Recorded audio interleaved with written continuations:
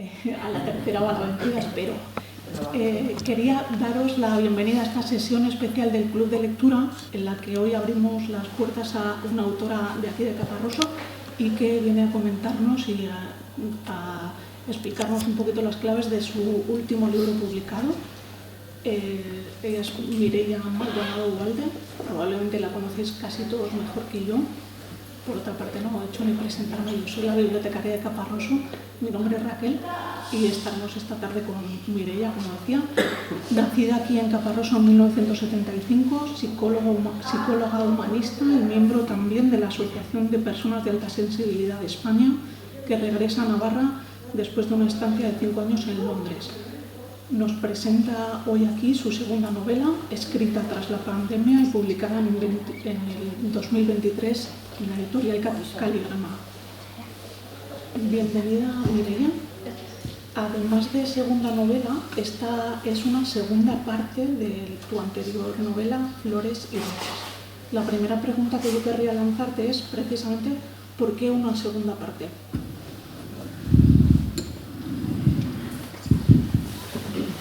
Pues la verdad es que no tengo respuesta, porque la respuesta que te daría sería contradictoria. Cuando escribí la primera novela, Flores y Rejas, me enamoré de los 3 personajes principales, me encantaron y me dio mucha pena cuando dejas de escribir y cierras, pensar que se quedan ahí como guardados, ya que ya no se van a utilizar nunca más. Entonces pensé en la segunda novela en recuperarlos, a los 3 principales, fuera de lo que es el ambiente carcelario, cogerles simplemente a ellos, con un ambiente completamente diferente. Y digo lo contradictorio es porque creé esa novela para ellos y sin embargo apenas salen, o sea, son casi como una excusa para lo demás, pero están un poco de telón de fondo. No Nuria sí que es muy protagonista, pero Alma y Paco se quedan un poco como de fondo, especialmente Paco. Entonces hice una segunda parte para cogerlos, pero luego los dejé un poco ahí. Se da una circunstancia que tú asimismo compartes con una de las protagonistas. En esta novela vemos que Alma está regresando al pueblo. No se oye nada, ¿eh? Es que es grabado. Igual si lo cogéis, en vez de así, pasároslo así, cogedlo.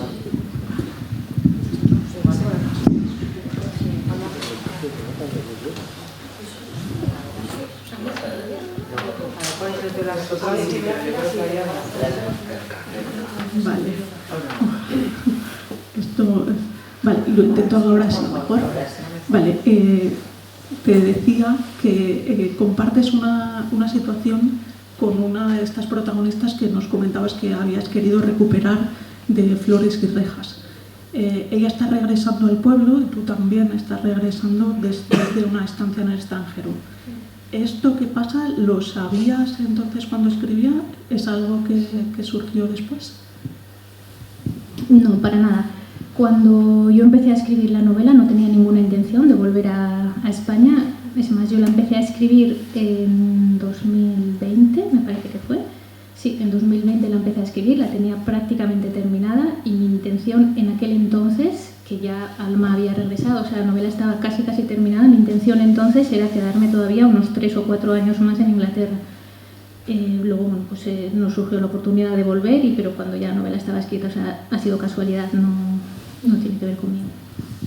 Quería que nos contaras un poquito más de todo este proceso de escribirla, porque en alguna de tus entrevistas has comentado que ha sido una escritura a trompicones, ¿no? En la que luego has tenido que, igual que ha supuesto una dificultad añadida. ¿Cómo ha sido escribirla? Pues ha sido muy difícil porque es una novela que la empecé pues eso, en 2020, tenía la primera y la segunda parte casi terminadas para esas navidades y tenía pues un tono, el tono que yo le estaba dando en ese momento, pues como yo me sentía y cuando en esas navidades entró el COVID en nuestra casa y arrasó con todo, pues yo después de aquello me quedé con incapacidad para escribir, o sea, no pude escribir y pasó todo el 2021 que no escribí ni una sola página, no escribí nada. En 2021, o sea, en 2022 recuperé otra vez la novela, pero yo había cambiado, o sea, no solo había pasado el tiempo, sino había pasado mucho tiempo por mí, mucho más que ese año, o sea, había pasado muchas cosas. Entonces, mi estado de ánimo no tenía nada que ver con el que tenía cuando empecé la novela. Eso se refleja en los personajes, porque al final eres un poco todos. y entonces prácticamente la rehice. O sea, sí que mantuve lo que era la idea general de qué iba a ir, pero el tono mucho más nostálgico, melancólico, triste, o sea, ese tono no lo tenía inicialmente. No iba a ser tampoco la alegría de la huerta, porque no sé por qué razón. Yo soy una persona muy alegre y muy positiva, pero me sale al escribir bastante tristeza. No iba a ser una novela muy alegre, pero no iba a ser tan triste como es. Iba a ser diferente, pero bueno, las circunstancias pues hicieron eso. Al hilo de estas circunstancias, tú comentabas que ha sido un libro que te ha liberado de la culpa, que precisamente también es un sentimiento que lo encontramos muy presente en toda la novela. Pero más que preguntarte por razones que te llevan a escribir, me interesaba sobre todo preguntarte por la decisión de publicar, ¿no? Porque bueno, entendemos que escribir al final es un acto muy personal, muy íntimo, que también puede ser muy sanador, pero ¿qué es lo que te impulsa a querer hacer público esto, a llevarlo, a no guardarlo para ti? Pues no tengo ni idea. Creo que puede ser... se dice, por ejemplo, de los actores que suelen ser gente tímida. Yo he escuchado eso muchas veces, entonces no sé si a modo de terapia de choque inconsciente, pues deciden esa timidez, romperla en el escenario, como son otros y no son ellos, pues se pueden comportar como quieran y luego cuando vuelven a la vida real vuelven a su timidez. Esto se me acaba de ocurrir, no tengo ni idea si puede coincidir. Yo no soy tímida, pero sí soy muy introvertida. Entonces, el hecho de exponer muchos sentimientos públicos, quizá o no, pueda ser un poco esa especie de necesidad de romper el cascarón, ¿no? De estar siempre como en un huevo y que, bueno, aunque sea a través de la escritura, porque tampoco son tus sentimientos propios, o sea, no estoy contando, me ha pasado esto, o sea, no es una vivencia personal, pero sí que a través de los personajes dejas fluir mucho de lo que tú tienes, entonces quizá o no, insisto, puede ser que sea una manera de salir de esa introversión que yo sí que tengo.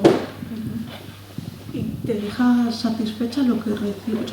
Cuando uno lanza lanza el libro para que sea de los lectores, cuando recibes los comentarios de otras personas, eso te refuerza en tu decisión de hacerlo, ¿no? No es una... hay otra cosa que quería comentar y tú decías ahora te presentas como una persona introvertida. Y seguramente otra de las cosas que tú haces cuando te presentas es presentarte como escritora y como psicóloga.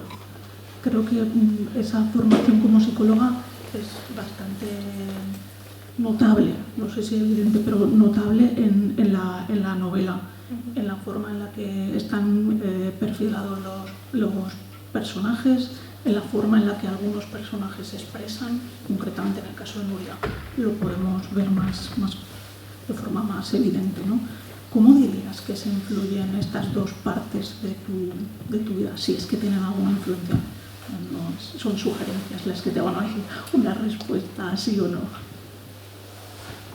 Pues yo creo que forman parte de mi forma de ser. Y me explico. Cuando yo estaba interna en Ursulinas, con la aquí presente, pues nos dejaban solamente media hora para salir al día. Entonces en esa media hora no te daba tiempo a nada y lo que hacíamos era salir al Monumento de los Caídos, nos sentábamos allí a ver pasar a la gente y entonces nos inventábamos historias que tenían que ver con el narrar historias y también con la psicología. Pasaba un señor, para mí que este señor es tales cuales, no sé qué, viene de esto, no sé qué, me toca, y la siguiente persona que pasaba.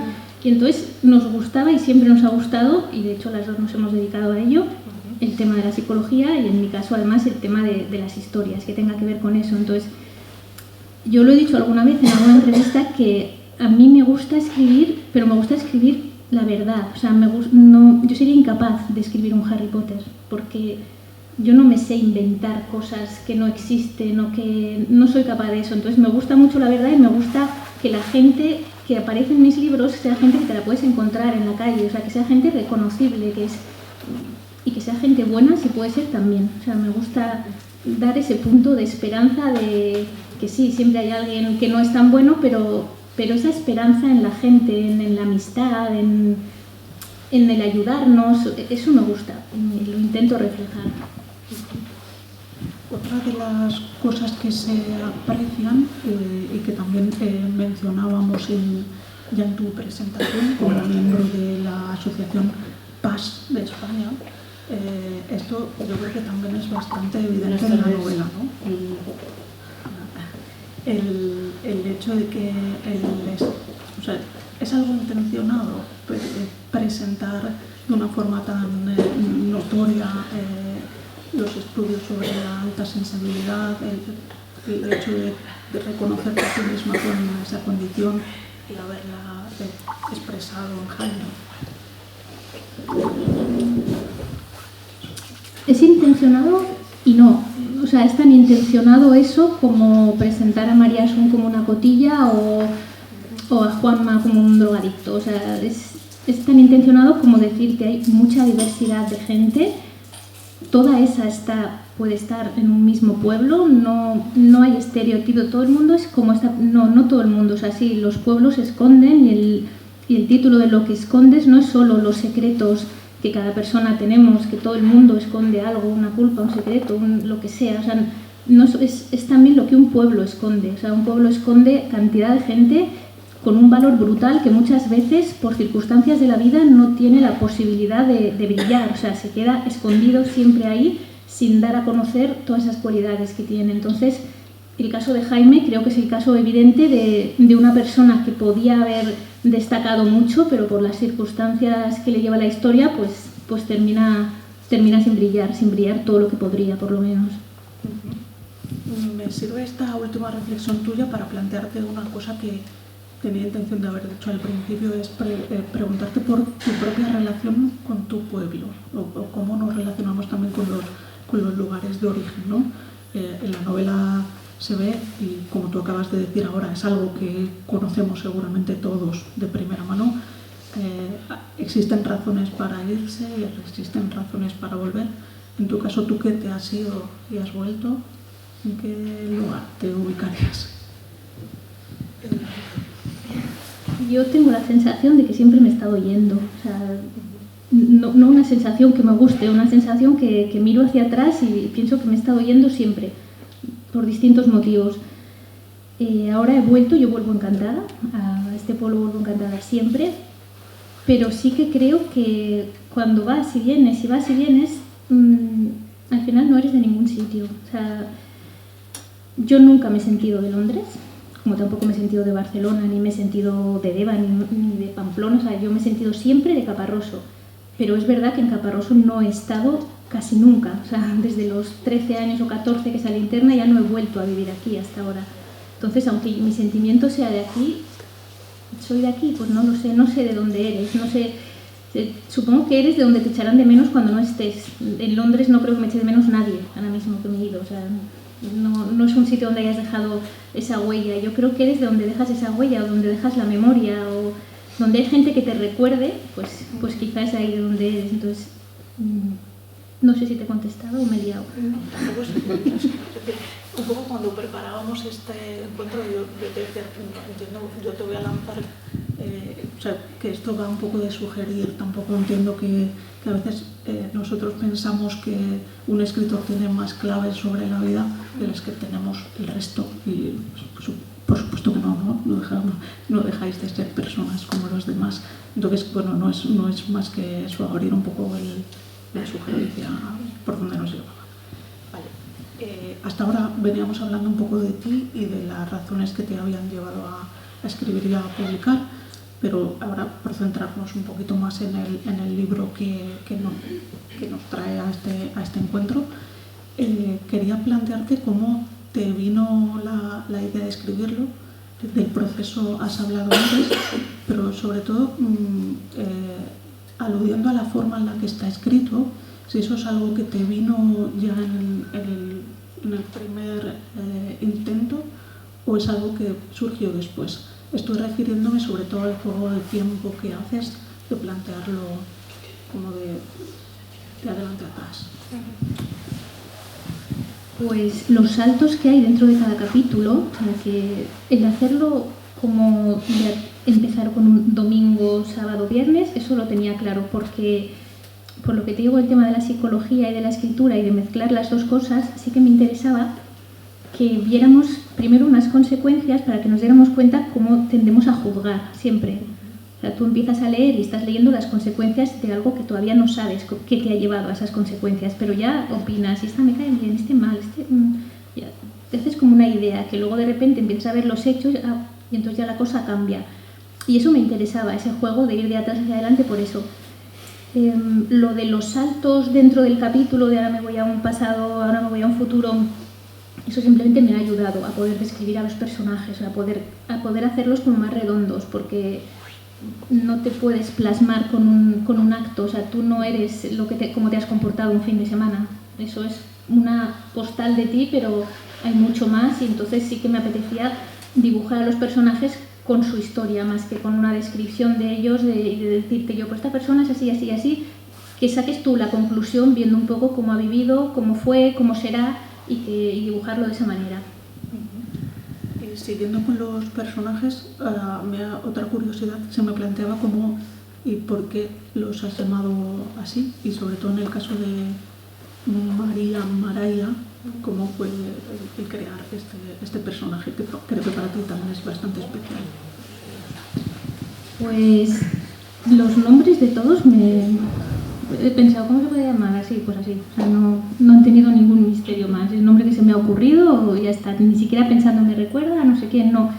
El tema de Maraya, que se llame de esta manera, es porque se llamaba María. Lo que pasa es que era americana, entonces María se escribía sin tilde.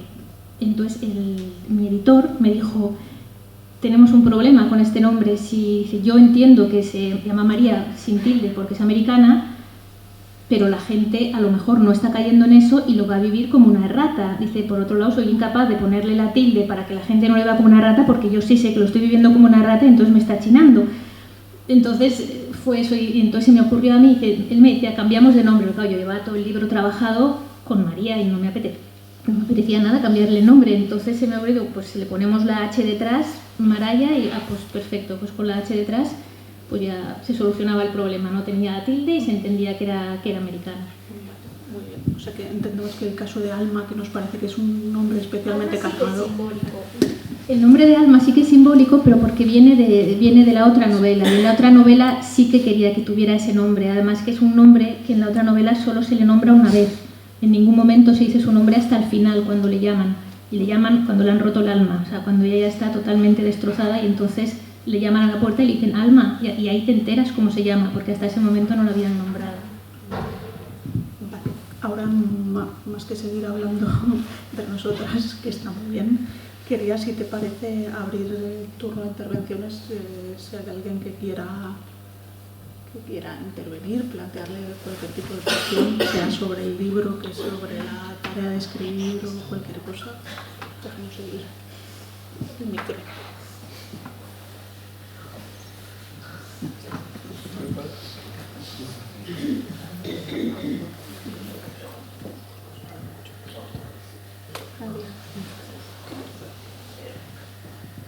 Venga, ya voy a romper el hielo yo.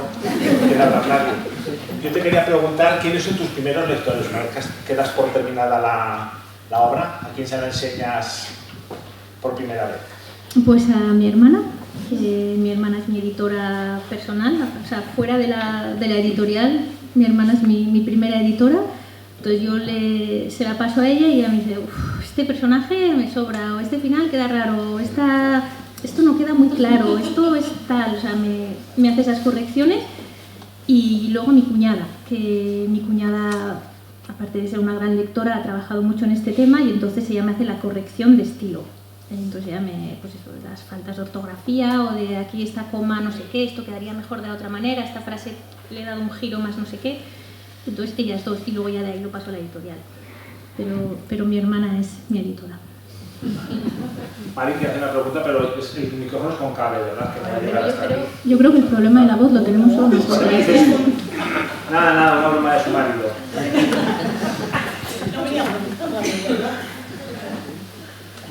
¿Me puedo escuchar? Sí, me ha gustado mucho. Me ha gustado la...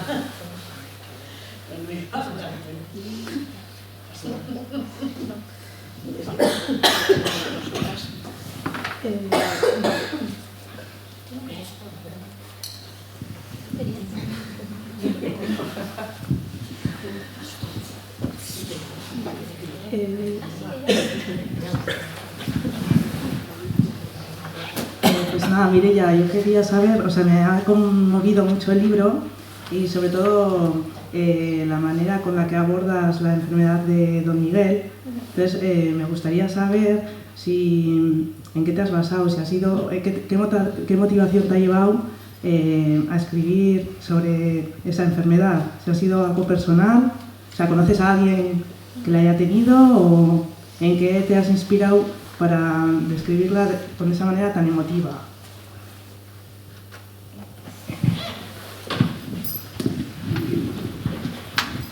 Pues no conozco a nadie, o sea, no es porque tengo un tío, no sé, que no conozco a nadie que tenga Alzheimer cercano.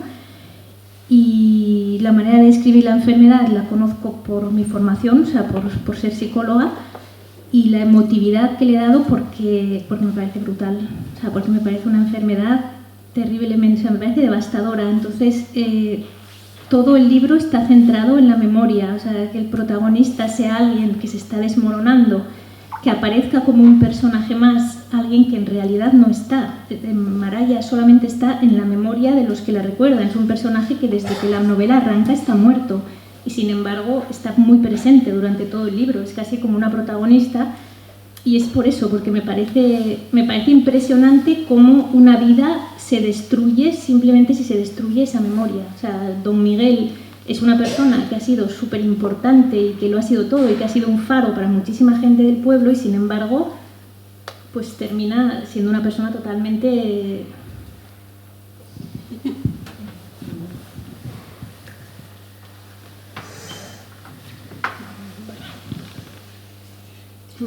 Siguiendo un poco con el hilo, lo que acabas de decir, el papel central de Don Miguel es algo que realmente acaba por llamar la atención cuando se nos presenta toda la novela como una boda en la que suponíamos que los protagonistas tendrían que ser los novios. A la novia la vemos, al novio muy poco, y llama la atención sobre todo eso, sí, el papel o sea, lo central del padre de la novia, ¿no? Que no es el llamado a ser protagonista. Esto, vuelvo a una pregunta que te he hecho antes. ¿Lo planeas o el libro acaba por llevarte ahí? Un poco las dos cosas. O sea, que Don Miguel fuera el protagonista sí que lo quería desde el principio. Que fuera una persona que se está derrumbando y que tuviera que estar como apuntalado por el resto de la gente, eso sí que lo tenía claro. Luego es el libro realmente el que le va dando más importancia a uno o a otro. Según van surgiendo las cosas, que muchas es como que van solas, o sea que no tengo decidida toda la historia cuando lo empiezo a escribir, pues según van surgiendo ahí, pues se va cogiendo más protagonismo uno, otro, pero el hecho de que Don Miguel fuera ese faro que se está apagando, eso sí que me parecía importante por lo que digo, porque el tema de la memoria quería que estuviera presente en todo momento. O sea, eso sí que me parecía lo importante de la obra. Mencionabas, además de esta presencia, una ausencia muy notable, que es alguien que desaparece por una muerte repentina y como esa muerte tiene además efectos durante muchos años en mucha gente. Y a mí, sin embargo, otra ausencia que me ha llamado mucho la atención es la del hermano mellizo de Alma, ¿no? ¿Por qué Alex no tiene voz? Creo que igual no estoy planteando bien las preguntas porque una siempre piensa que el escritor tiene todas las claves del libro, ¿no? Y que nosotros solo jugamos a subrayarlas y que igual tú vas a tener la respuesta para todo, pero en este caso me parecía muy llamativa que a un hermano mellizo no le hubieras concedido la voz. Pues no tengo respuesta para eso, respuesta clara. Alex, más que por él, que es verdad que tiene poca voz, de Alex habla Maraya, y de Alex habla Alma, y de Alex habla un poco Don Miguel. O sea, digamos que él tiene una voz indirecta, es un hermano mellizo y sin embargo nunca se ha comportado como un hermano mellizo, es como un hermano mayor, o sea, tiene ese espíritu como protector, está siempre pendiente de su hermana, que no esté tal, o sea, es el que está sosteniendo la boda, que es verdad que no tiene voz, pero está ahí, o sea, tiene una presencia de que no caiga nada, que mi hermana tal, que mi padre cual, que la otra, o sea, está ahí como muy de fondo, pero es el que lo sostiene todo en realidad. Es el que dentro de esos guiones que vivimos es el que se ha quedado en el pueblo. O sea, Alma decidió salir, decidió escapar de aquello, sin embargo, él se queda. Él está mucho más presente de lo que pueda parecer. No sé si me explico. Sí. O sea, perfectamente. Entiendo que al final también es una especie de homenaje, ¿no? Que hay veces que no somos muy conscientes como personas de que para nosotros poder volar hay mucha gente que está haciendo cable a tierra, ¿no? Y me parece ahora me das otra clave que hace que valoremos eso, ¿no? Que está muy bien y que es parte de lo que hacemos en los clubes de lectura, que es el leer cada uno lo que aporta y siempre sale una lectura mejor y un libro mucho más enriquecido. Es lo que pasa en el libro, que el libro al final te está contando una historia muy simple, pero está con la perspectiva de todos los distintos ojos, desde el punto de vista de cómo cada uno de todos ellos está viviendo esa misma historia, que es lo que acabas de decir, ¿no? Que leemos un mismo libro y cada uno parece que ha leído un libro diferente, pues en esta historia depende de quién la está contando, no tiene nada que ver con la otra persona.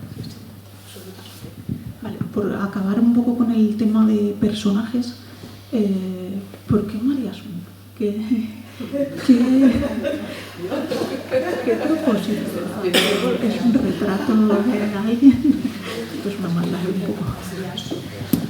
María Asun no es nadie concreto, pero sí que es un personaje que existe. O sea, que la cotilla del pueblo existe en todos los pueblos, lo que no hay pueblo sin su cotilla del pueblo. Entonces, bueno, pues María Asun engloba eso y engloba también el por qué es la cotilla del pueblo. O sea, no es solo la cotilla me cae mal, no, la cotilla que tiene una vida, que tiene unos motivos que le han llevado a ser así, que tiene, sobre todo eso, que tiene también su vida, su historia y sus porqués. Y eso me parece interesante, que en lo que decía antes de juzgar, ¿no? De qué cotilla, qué edad, pues bueno, entérate un poco de por qué es así, ¿no? Y a lo mejor si tú hubieras tenido esa vida serías como ella, o peor. Entonces, vale, yendo un poquito a la trama, vemos que hay, bueno, sobre todo un evento que marca a todos, que es el accidente en el que muere Maraya, y queda también malherida Alma, y después la culpa que está en todas las personas que se han visto afectadas por esa muerte. En diferentes entrevistas y en algunas conversaciones contigo hemos podido saber que son dos circunstancias que no te son ajenas, ¿no? El impacto de una muerte inesperada y lo que eso genera en una familia, y también el sentimiento de culpa por algo de lo que te sientes responsable pero en lo que no has puesto intención, ¿no? ¿Cómo ha sido lidiar con ello? ¿Te ha servido escribir sobre ello? Sí, me ha servido mucho. Es lo que dije en la entrevista con el diario de Navarra, que para mí escribir este libro me ha liberado de la sensación de culpa que yo tenía, no de la muerte de mi hermano. La sensación de culpa la tenía de cuando contagié a mi padre de COVID, y a partir de ahí pues se contagió toda mi familia entera. Y yo fui la que traje la cepa británica aquí y la que la lié. Entonces yo me sentí muy mal con todo aquello. Y sí que me ayudó, escribirlo me ayudó a liberarme de esa sensación. Lo demás, vivir con la culpa, pues sí, yo creo que es un sentimiento bastante católico. O sea, yo creo que en las sociedades donde el catolicismo está de fondo, mi culpa por mi gran culpa, yo creo que lo tenemos todo, que es una tendencia de esta sociedad. Yo creo que es una tendencia bastante habitual, enseguida culparte de las cosas. Y luego lo que intento reflejar en los capítulos de Maraya es sobre todo la estupidez de la muerte, lo tonta que es, lo de repente que te llega, ¿cuál ha sido la última frase que le he dicho? ¿Qué es lo último que he apuntado? Baja el botijo. O sea, que no puede ser una frase más tonta. Lo último que le dices a tu hijo, que le dejas escrito, no te olvides de bajar un botijo. Y ahí se queda, y con eso terminas, con eso te despides. Entonces, eso, por ejemplo, sí que lo quería plasmar, porque eso sí que me quedó de la muerte que hemos tenido en casa. O sea, eso sí que tiendes a pensar, lo último que he dicho, lo último que he hecho, y sí que te queda una... Qué mal, o sea, que la muerte siempre te pilla con el pie cambiado, está claro, pero hay veces que más, cuando son accidentes, sí. No sé si va sugiriendo preguntas o sugerencias. Tú tienes voz, ¿no? Igual es un poco así, pero me gustaría saber lo duro que ha sido todo el proceso. No quiero decir que una persona que, como yo te conozco, es sensible, que yo también a veces no puedo ser bastante sensible, y el proceso de escribir algo así, con tanto sentimiento, ¿no? Con tanto pensar, con tanto... yo es que hubiera estado todo el día llorando, quiero decir. Entonces, me parece como que tiene que ser algo también de un trabajo personal y ¿no? Como de fortalecerte muchísimo para poder escribir algo así, ¿no? Tú has dicho que jamás podrías escribir un Harry Potter. Yo, que soy una persona friki, de hecho me gusta leer fantasía pues porque no te mojas, ¿vale? Solo la disfrutas. Me parece mucho más duro, pero lo haces de una forma que realmente pues llega súper bien, ¿no? Pero yo creo que tu trabajo personal ha tenido que ser muy brutal. Lo has sentido como algo duro realmente, porque por supuesto que te ha ayudado, pero creo que también habrá tenido que ser un trabajo duro, ¿o no? Mucho. Han sido muy duros los capítulos de Maraya, concretamente. Los he escrito llorando, o sea, esos me han dolido por lo que te digo, porque me han removido cosas mías, que no soy ella, no soy la otra, no me ha pasado esta historia, pero me ha pasado algo muy similar, y que los sentimientos que me lleva mi historia y los que lleva esa historia de la que estoy hablando son los mismos, o sea, y las sensaciones son las mismas. Entonces sí, ha sido duro, como es duro después de leer también, o sea, ha sido duro escribirlo y es duro de leerlo, o sea, es un libro que no es la alegría de la huerta, soy consciente, o sea, no... Te tiene que pillar un poquito fuerte para leerlo, sí.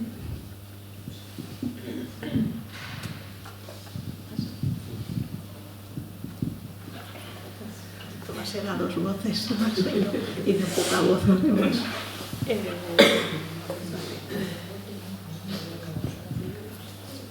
Hacemos otra. Casi al principio te preguntaba... A la hora de poner el título, es un proceso complejo elegir un título que al final, ¿no?, es lo que atrae.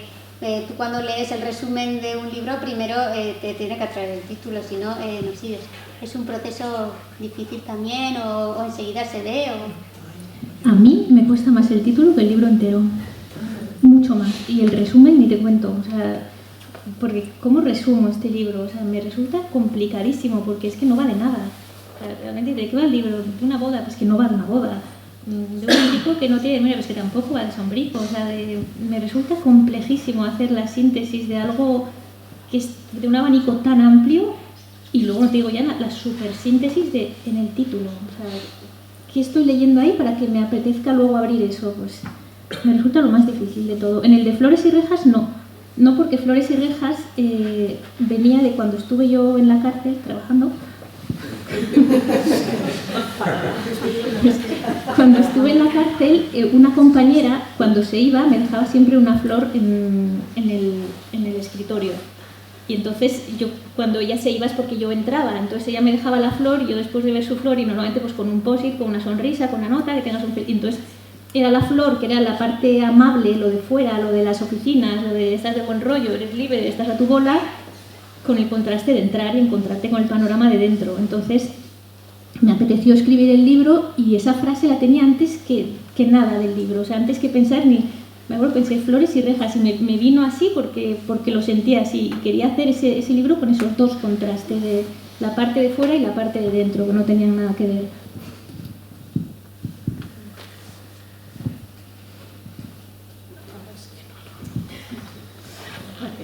Te comentaba que al principio te había preguntado un poco por las razones para publicar, y ahora quería pedirte, en la medida que quieras y puedas, que nos contaras cómo es la aventura de publicar, porque intuimos que no es fácil hacer llegar un manuscrito a una editorial o apostar fuerte por una historia propia y optar por la autoedición.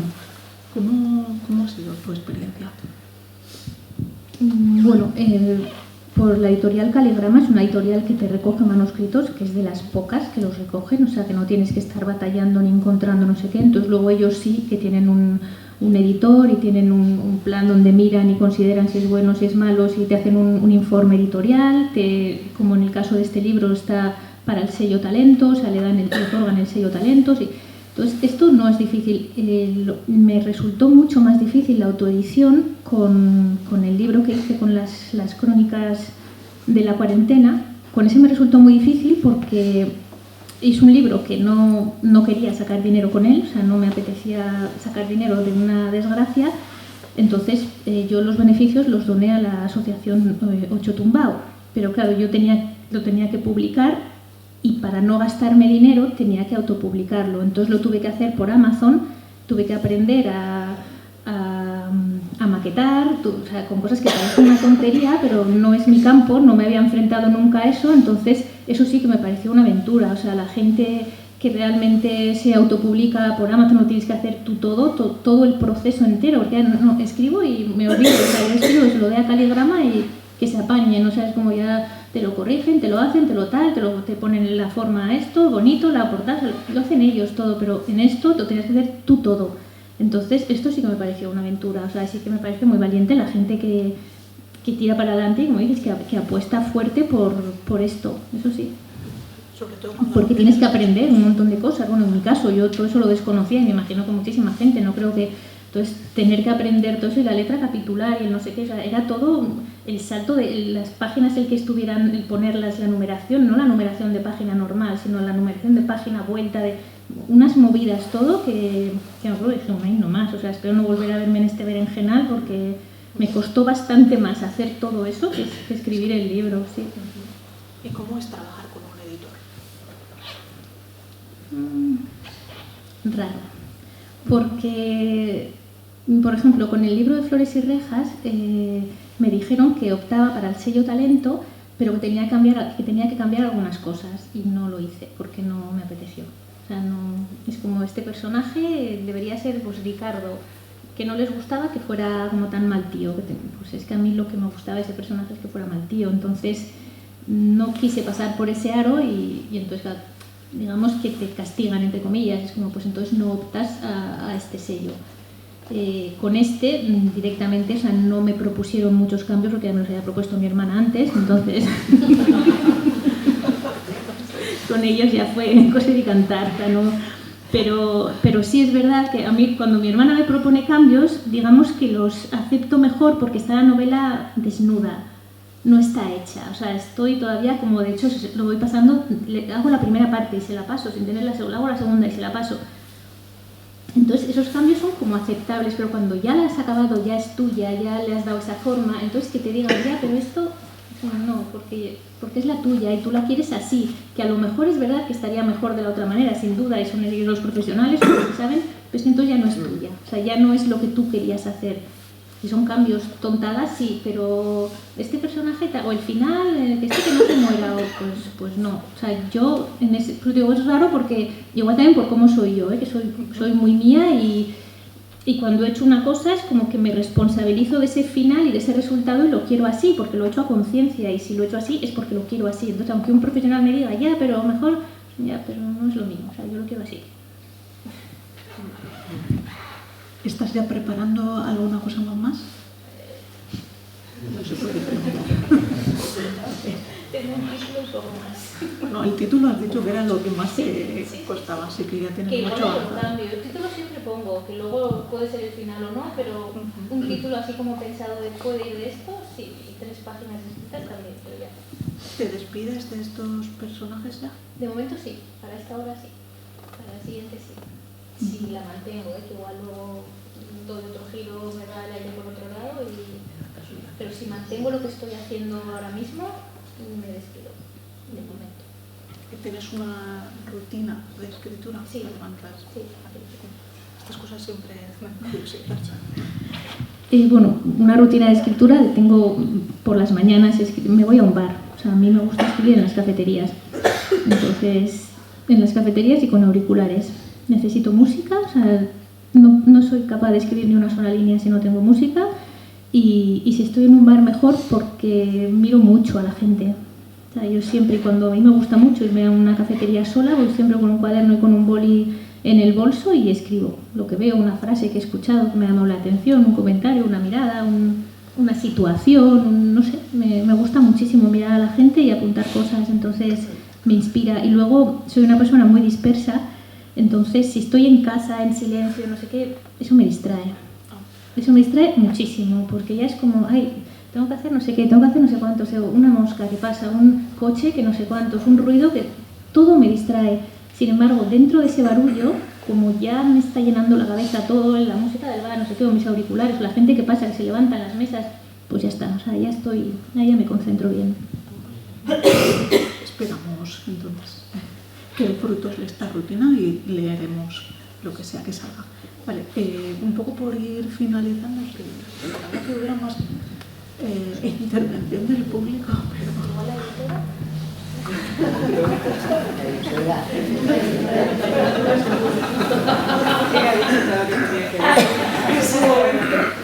Es que para mí es un poco difícil porque estoy acostumbrada a la dinámica del club de lectura en la que vamos pasando el turno de palabra y... Si aparte Sergio había dicho que iba a intervenir más. Pero ya está, es que lo has explicado ya todo. Vale, bueno, por ir poco a poco poniendo el final a esto, quería hacerte un comentario que es un poco de formación profesional, ¿no? Porque en el libro también vemos algo que es un poco homenaje a la biblioteca, a los libros, a la lectura. Y bueno, quería preguntarte también si han sido o son muy importantes las bibliotecas para ti, qué relación tienes un poco con este mundo mágico. Bueno, pues yo he crecido en una casa llena de libros porque mi madre ha sido una lectora empedernida y mi hermana ni te cuento. Entonces he crecido siempre rodeada de libros y me han enseñado a respetar los libros. Los libros no eran un juguete, los libros eran un objeto de deseo y siempre ha habido que cuidarlos bien. No eran, tú podías volcar el cubo de los juguetes, pero los libros no era algo de estar tirado para nada. O sea, es como un libro no se tira, un libro se cuida, un libro... Me han enseñado de siempre que un libro es, pues eso, la varita de Harry Potter. Están llenos de magia y como tal los tienes que cuidar, como algo que encierran un tesoro. Entonces yo también he intentado a mis hijas transmitirles eso, o sea, siempre han tenido libros en casa, siempre. Luego el momento de la lectura de la noche, por ejemplo, me parece un momento muy bonito porque ya no es solo la historia, o sea, no es lo que significa, ¿no? Es lo que... Creo que un libro cuando lo compartes es más que la historia que estás leyendo, es la situación. Entonces, bueno, el homenaje, pues supongo que es por eso, porque me han enseñado siempre a que son algo muy valioso, los libros. Mencionabas tú también en un momento que la propia estructura del libro se acercaba bastante a esto de la lectura compartida que hacemos en el club de lectura, ¿no?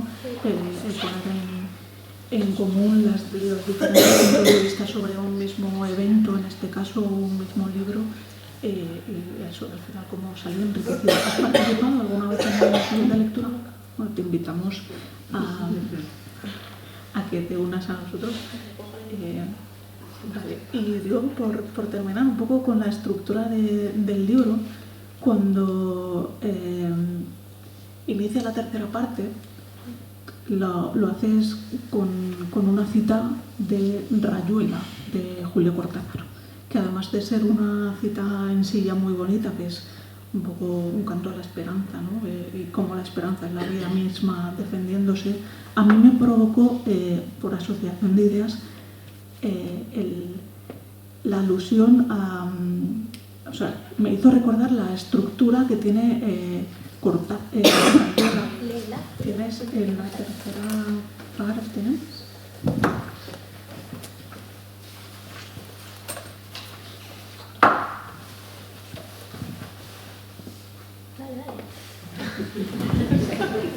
Probablemente de todos nuestros sentimientos, el único que no es verdaderamente nuestro es la esperanza. La esperanza le pertenece a la vida, es la vida misma defendiéndose, ¿no?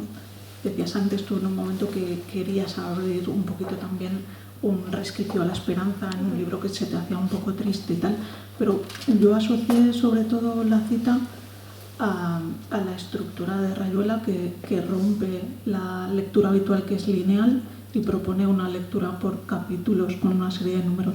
¿Has probado hacer esa lectura con tu libro? Presuponía que podía pasar, así que me he preparado otra. Al hilo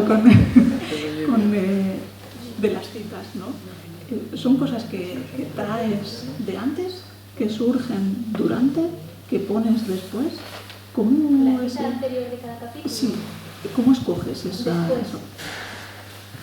Después, primero veo cómo ha salido el capítulo, o sea, cómo ha salido la parte, porque digo, a veces el libro se va haciendo un poco solo. Yo puedo tener una intención inicial, pero como me intento meter en cada personaje, si yo te quiero decir no sé qué, te lo digo, y a mí me gustaría que respondieras X, pero tal con la personalidad que te he dado, me vas a responder Y. Entonces me vas a llevar por un sitio, es un poco lo que dije, tu propia aventura, pues me vas a llevar por un sitio que igual no es el que yo inicialmente quería. Y entonces voy haciendo caso a esa personalidad que les he dado a los personajes y me van llevando. Entonces, una vez he terminado la parte, es como, ¿esta parte de qué va? O sea, toda esta parte, ¿qué me suscita? ¿O cuál es la emoción principal? ¿O cuál es el...? Y entonces busco una cita que me parezca que resume un poco esa parte. ¿Y tienes un cuaderno breves? Tengo internet. Yo lo hacía todo más... Más manual. Bueno, yo por mi parte... No sé si... Hola, yo hablando ahora de citas, sí que quería sobre todo agradecerte, Mireia. Bueno, a mí el libro me ha encantado, de hecho recomiendo una segunda lectura, porque es verdad que, bueno, esa es mi idea desde luego para volver a hacer, porque vuelves a disfrutar con los personajes, con la historia, ¿no? Lo que dices tú muy bien, ¿no? Cómo para adelante, cómo va para atrás, y cómo los vuelves a redescubrir y te vuelves a enamorar de ellos, porque cada uno de ellos, como dices Mireia, yo por lo menos me he identificado muchísimo, ¿no? En diferentes situaciones cotidianas que te pasan, o reconoces a, bueno, pues a gente, a amistades, y les puedes entender más. O sea, a mí me ha parecido un libro que, sobre todo, que ayuda, ¿no? Que psicológicamente te resitúa en muchas situaciones, ¿no? Y en muchas personalidades. Por otro lado, me he divertido un montón, porque es verdad que tiene ese punto de humor irónico que es propio tuyo, Mireia, y que le da un toque que, aunque tiene un trasfondo y una historia dura, como puede ser el Alzheimer, ¿no? Y que lo es, también le das un enfoque, no sé, me ha parecido súper chulo, ¿no? Porque lo hace muy llevadero y muy dinámico, ¿no?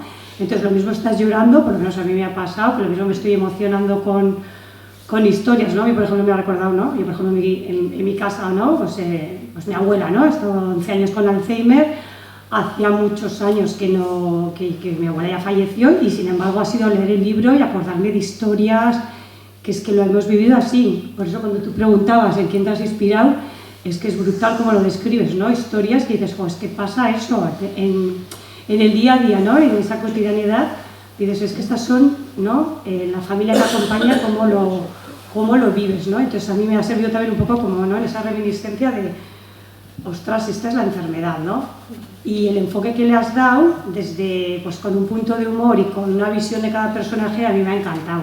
O sea, me ha hecho emocionarme y me ha hecho disfrutar, ¿no? Entonces, agradecerte el libro, Mireia, y luego también me quedo con, hablando ahora que has dicho de frases, o si tienes, pues yo me he quedado del libro con un montón de frases como, pues de frases de vida, que digo yo, como muy claves, que son como, no sé, a mí por lo menos me ayudan mucho luego, que digo, ostras, es verdad, ¿no? Pues yo qué sé, ¿no? La felicidad que está en el día a día, en lo normal, en un montón de frases que a mí me han servido. Bueno, yo pues, también es que me las copio y digo, que creo que también está muy lleno de esas frases. Por eso en una segunda lectura es como que las vuelves otra vez a quedarte con ellas, ¿no? Yo agradecer, me parece una pasada de libro, Mireia, y esperando al siguiente.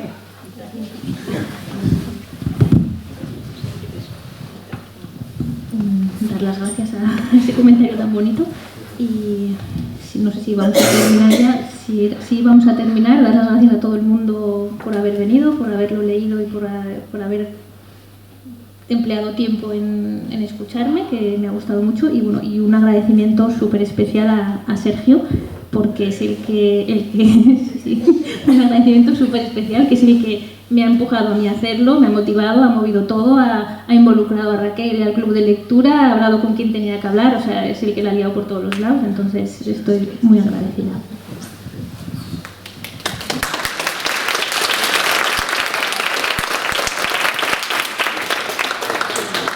Agradeceros también por mi parte que os hayáis venido hasta aquí esta tarde, y ahora os invitamos a un pequeño aperitivo que ha preparado Mireia, que despedimos con un aplauso, y nada, espero que hayáis estado aquí.